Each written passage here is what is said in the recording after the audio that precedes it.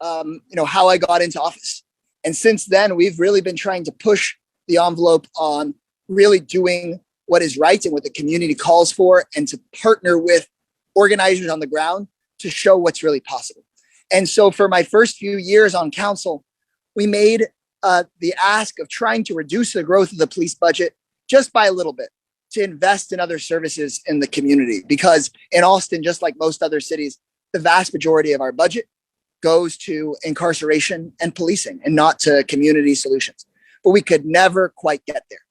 And then in the wake of the murder of George Floyd and Breonna Taylor, and here in Austin, the killing of Mike Ramos, there were, of course, millions of people marching across the country. And in most cities, nothing truly transformational passed. But here in Austin was one of the places where we decided to take the big step. And we reallocated tens of millions of dollars away from a broken police training system to reform that system, and towards things like a new family violence shelter, or housing people experiencing homelessness, or mental health first responders, so that we could get to 911 calls in a way that could help address safety in the community, but also make sure that everyone is safe from all forms of violence, including police violence. And so we made that kind of transformational shift and showed the rest of the country what it might look like to actually start making the kinds of changes people were marching in the streets demanding. And what we quickly saw was a strong backlash from the police association and not only the local Republican Party, but the national Republican Party, to make an example of trying to shut down Austin's change. And so they put onto our ballot an initiative to force the hiring of hundreds more police immediately, stripping funding from so many other things.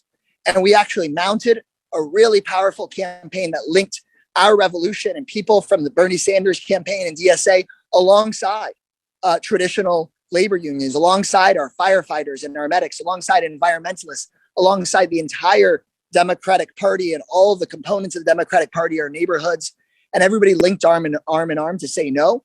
And despite being massively outspent, we were able to win more than 2-1, 69-31. We won in almost every single precinct in the city and said no, because we stood up for the actual results we delivered. That's part of what y'all were talking about earlier today, is in Austin, by that budget change, we delivered results.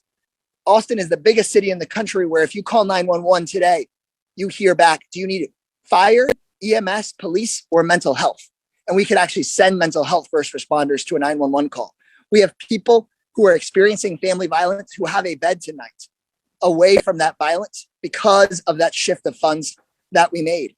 We actually were able to deliver real new services in the community that the police association, the Republican Party were trying to take away. We were able to stand up to that and show people how change can actually look, and hopefully are modeling for the rest of the country that it shouldn't be so scary.